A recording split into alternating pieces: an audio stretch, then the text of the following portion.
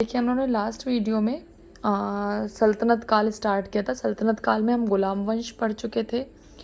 ठीक है, गुलाम वंश में हमने बलबन पढ़ा था। बलबन जो शासक था उसके बारे में हमने पढ़ा था। दरबारी कवि उसके अमीर खुसरो थे। तो अमीर खुसरो के बारे में 4-5 पॉइंट डीप में है। अमीर खुसरो के जो गुरु थे वो थे शेख निज़ामुद्दीन औलिया। अमीर खुसरो को तूतिए हिंद मीन्स भारत का तोता नाम से जानते हैं। अमीर खुसरो ने सितार एवं तबले का आविष्कार किया था।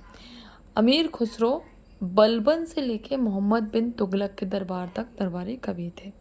सितार एवं तबले के आविष्कार का श्रेय भी नहीं जाता। तूतिए हिंद में इस भारत का तोता नाम से जानते हैं। और ये बलबन से लेकर मोहम्मद बिन तुगलक मतलब क्या कहेंगे कि ये गुलाम वंश से लेके तुगलक वंश तक ये रहे हैं। ठीक है, दरबारी कवि बनकर। अब हम लोग आएंगे, हमारा हो गया है गुलाम वंश। अब हम आएंगे खिलजी वंश में। इसी वीडियो में मैं आपको तुगलक, सैयद, लोधी सब पढ़ा दूंगी, क्योंकि एक बार में हम लोग सल्तनत काल को पूरा रीड कर लेंगे। तो खिलजी वंश जो था, देखिए गुलाम वंश रहा है 1206 से 1290। ठीक है, अब खिलजी वंश 1290 से ही स्टार्ट हुआ 1320 तक। तो 1290 से 1320 ईस्वी तक खिलजी वंश की स्थापना की जलालुद्दीन फिरोज खिलजी ने। जलालुद्दीन फिरोज खिलजी, इन्होंने राजधानी बनाई किलोखरी। दिल्ली का सुल्तान 1296 मीन्स कि खिलजी वंश की स्थापना 1290 में जलालुद्दीन बैठे थे। 6 साल इन्होंने शासन किया। फिर 1296 में ईस्वी में अलाउद्दीन खिलजी बैठे। अलाउद्दीन खिलजी ही खिलजी वंश में मेन शासक है। ठीक है, दिल्ली के सुल्तान बने। अब अलाउद्दीन खिलजी के महत्वपूर्ण कार्य, इन्होंने घोड़ा दागने और सैनिकों का हुलिया लिखने की प्रथा करी। ठीक है, प्रथा का मतलब उन्होंने प्रथा की स्टार्टिंग कराई, शुरुआत करवाई। मूल्य नियंत्रण प्रणाली भी इन्हीं की देन है। दक्षिण भारत पर विजय के लिए अलाउद्दीन ने मलिक काफूर को भेजा था। मलिक काफूर को भेजा था दक्षिण भारत में विजय के लिए। किसने भेजा था? अलाउद्दीन खिलजी ने। बाजार नियंत्रण प्रणाली भी इन्होंने की थी।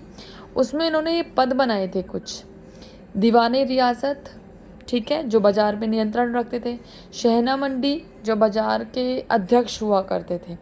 बरीद, जो पूरा लोखा जोखा रखते थे बाजार में।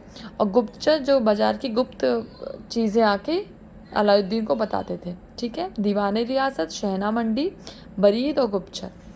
अलाउद्दीन के शासनकाल में मंगोलों ने भारत पर अंतिम आक्रमण किया था। अंतिम आक्रमण मंगोलों ने, ठीक है, अलाउद्दीन के शासनकाल में। अलाउद्दीन की मृत्यु हो गई 1316 ईस्वी में। अलाउद्दीन ने क्या क्या बनाए थे निर्माण?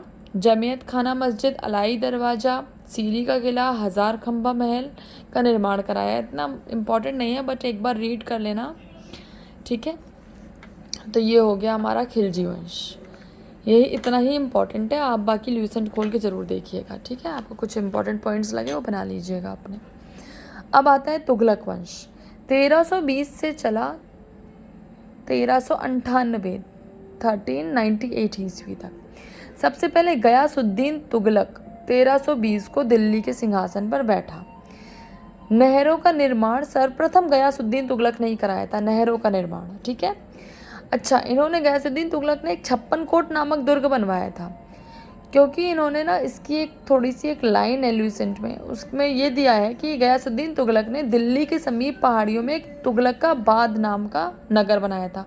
उस नगर में उन्होंने 56 कोट नामक दुर्ग बनवाया है, इसलिए 56 कोट का संबंध गयासुद्दीन तुगलक से। इनकी मृत्यु हो गई 1325 में, मीन्स इन्होंने 5 साल शासन किया। ठीक है, अब जूना खां के महल के नीचे दबकर इनकी मृत्यु हो गई थी गयासुद्दीन तुगलक की, इसलिए वो जूना खां मोहम्मद बिन तुगलक के नाम से दिल्ली की गद्दी पर बैठा। ठीक है, मोहम्मद बिन तुगलक ने जो राजधानी करी वो अपनी दिल्ली से देवगिरी कर ली और नाम रख दिया उसका दौलताबाद। ठीक, अच्छा, इब्ने बतूता अफ्रीकी यात्री मोहम्मद बिन तुगलक के ही शासनकाल में आया था भारत। इब्ने बतूता, इसने पुस्तक कौन सी लिखी? रहला।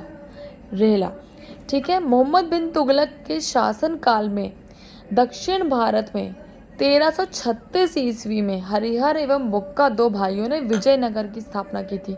किसके शासनकाल में? मोहम्मद बिन तुगलक के ही शासनकाल में। उसी टाइम महाराष्ट्र में बहमनी राज्य की स्थापना की थी अलाउद्दीन बहमन शाह ने। ठीक है, इन्हीं के शासनकाल में मोहम्मद बिन तुगलक के। मोहम्मद बिन तुगलक ने क्या कार्य किए? इन्होंने दोआब क्षेत्र में कर वृद्धि करी 1326 से 1327 में। जैसे ये गद्दी पर बैठे, इन्होंने सबसे पहले दोआब क्षेत्र में कर वृद्धि करी, राजधानी परिवर्तन कर दिया, ठीक है, दिल्ली से देवगिरी। सांकेतिक मुद्रा का प्रचलन किया इन्होंने। खुरासन एवं कराचल अभियान जारी किया। अच्छा, मोहम्मद बिन तुगलक ना सबसे पढ़े लिखे शासकों में आया था और इसको सनकी शासक भी कहते थे, इसको सनकी शासक भी कहा गया है। ठीक है। मोहम्मद बिन तुगलक की मृत्यु के बाद फिरोज तुगलक दिल्ली की गद्दी पर बैठा। ठीक है, फिरोज तुगलक ब्राह्मणों पर जजिया लागू करने वाला पहला मुसलमान शासक बना। जजिया लागू किसने किया? जजिया कर ब्राह्मणों पे फिरोज तुगलक ने। फिरोज तुगलक की मृत्यु हो गई 1388 ईस्वी में।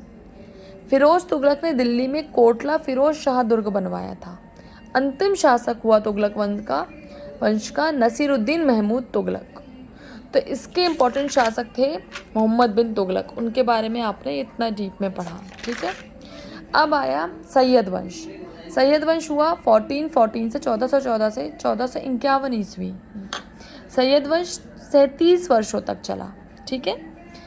सैयद वंश के जो संस्थापक वो खिज्र खां थे। खिज्र खां तैमूर लंका सेनापति था। सैयद वंश में इससे ज़्यादा कुछ इंपॉर्टेंट मुझे नहीं लगा, आपको लगे तो आप ज़रूर रीड करिएगा ल्यूसेंट से। अब आया सैयद के बाद लोदी वंश। लोदी वंश के संस्थापक हुए बहलोल लोदी। बहलोल लोदी ने दिल्ली पर प्रथम अफगान राज्य की स्थापना की थी। प्रथम अफगान राज्य की स्थापना बहलोल लोदी ने की थी। बहलोल लोदी के बाद उनका पुत्र सिकंदर लोदी दिल्ली की गद्दी पर बैठा। सिकंदर लोदी ने 1504 में आगरा शहर की स्थापना कर दी। ठीक है, और आगरा को ही अपनी राजधानी बना लिया है सिकंदर लोदी ने। गुलरुखी शीर्षक से फारसी कविताएं लिखने वाला सुल्तान सिकंदर लोदी था। इसने अपनी राजधानी आगरा बना ली। सिकंदर लोदी का जो पुत्र इब्राहिम लोदी उसके बाद आगरा की गद्दी पर बैठा। इब्राहिम लोदी, पहले बहलोल लोदी आए, फिर सिकंदर लोदी, उसके बाद इब्राहिम लोदी गद्दी पर बैठे। 1526 ईस्वी में पानीपत के युद्ध में इब्राहिम लोदी बाबर से हार गए।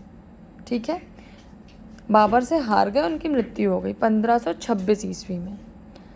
और यहाँ से ख़त्म हो गया हमारा लोदी वंश। मोठ की मस्जिद सिकंदर लोदी के वजीर द्वारा बनवाई गई। मोठ की मस्जिद सिकंदर लोदी के वजीर द्वारा बनवाई गई थी। ये कुछ पॉइंट्स है एक्स्ट्रा में।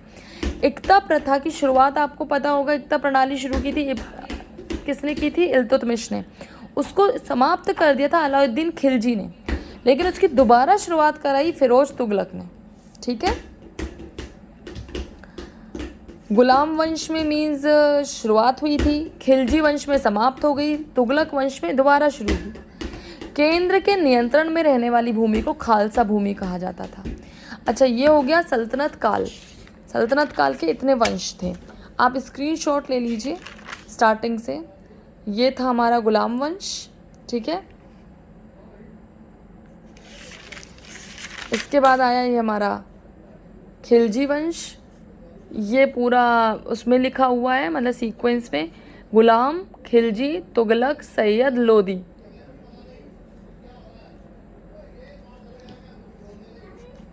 ये हमारा तुगलक वंश आ गया। ये आ गया सैयद, लोदी, और लोदी यहाँ 1526 में फिनिश हो गया पानीपत के युद्ध से। इब्राहिम लोदी हार गया था, तो यहाँ लास्ट हो गया। ठीक है, इसके बाद हम लोग नेक्स्ट पढ़ेंगे विजयनगर। आप लोग अपने नोट्स बनाते रहिएगा प्रॉपर। Thank you. आप लोग वीडियोस को कमेंट करते हो, लाइक भी कर देते हो, थैंक यू सो मच। आप लोग बस अपना स्टडी करके नोट्स ज़रूर बनाते रहिए।